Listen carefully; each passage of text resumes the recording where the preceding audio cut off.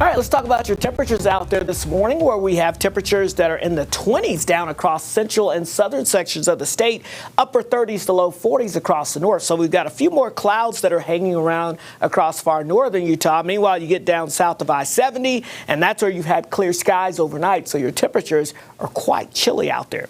Let's talk about your forecast for today here in southwest Utah. Low 60s for your high today. Sunshine, warm conditions. Yeah, it's going to be well above average for us here, and overall, fairly quiet conditions are expected. So if you have some outdoor plans, really not just for today, but through most of this week, the weather is going to be fantastic for us in southern Utah.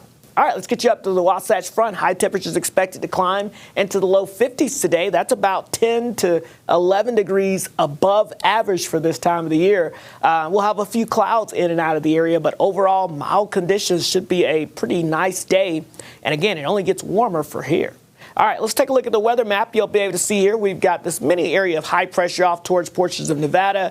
Again, overall, the main storm track is well to our north. So you can see here we've got some high winds here and some moisture associated with that up towards Washington, Oregon, over towards Montana and portions of Wyoming into the Dakotas. But for us, we're watching this big ridge of high pressure that is just stuck off of the west coast, and it is not trying to move anytime soon. Now, it seems crazy, but this is actually fairly normal for a La Nina pattern. In fact, it's pretty textbook here with that ridge of high pressure forcing that strong moisture feed up into the Pacific Northwest and Canada. And then you've got these shots of cold air that come down towards the midsection and the eastern half of the country. And for us, we typically stay drier than normal and also a little milder than normal. And sure enough, that's going to be the pattern for us here in the coming days. You can see here, we're going to start the clock here.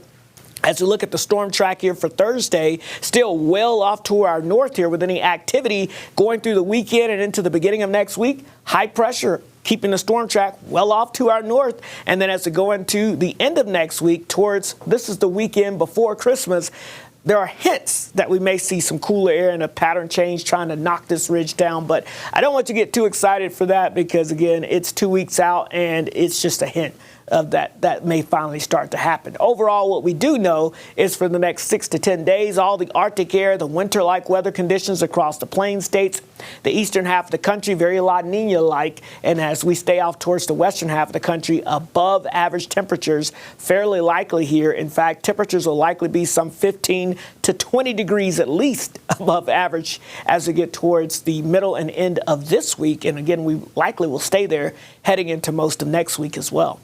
As far as Futurecast goes, we're not really tracking any real chance of precipitation out there. A couple of scattered clouds this morning, more sunshine this afternoon. Now, this storm system will try to graze far northern Utah as we go into the next 24 hours. So you can see on your Tuesday afternoon, we'll have some clouds that will try to increase once again. Any real moisture likely stays up near the Idaho-Utah border, but there's a sign that we could squeeze something out of the atmosphere across our higher mountaintops, the Bear River Range, over portions of the western U.S.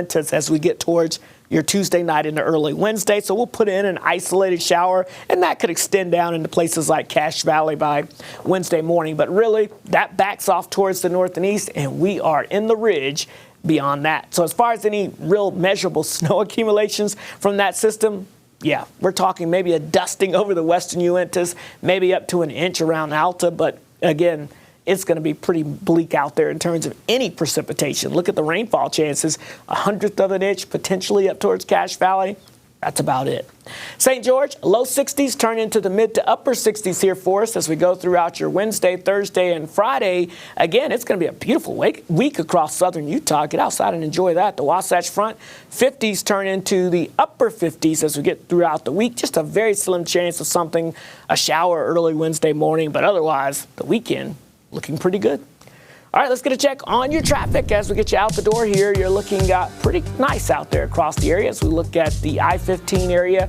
This is heading up towards Pleasant Grove and heading further north from there. You can see traffic is flowing smoothly on this Monday morning, and no real issues seem to be popping up out there as of yet. As we take a look at some other locations for you, you'll be able to see this is I-80 eastbound going from west to east there. Well, you can see at Bangor Highway near the airport, looking pretty good this morning. Let's look at your traffic and weather for now. Let's get you back over to Matt and Alyssa.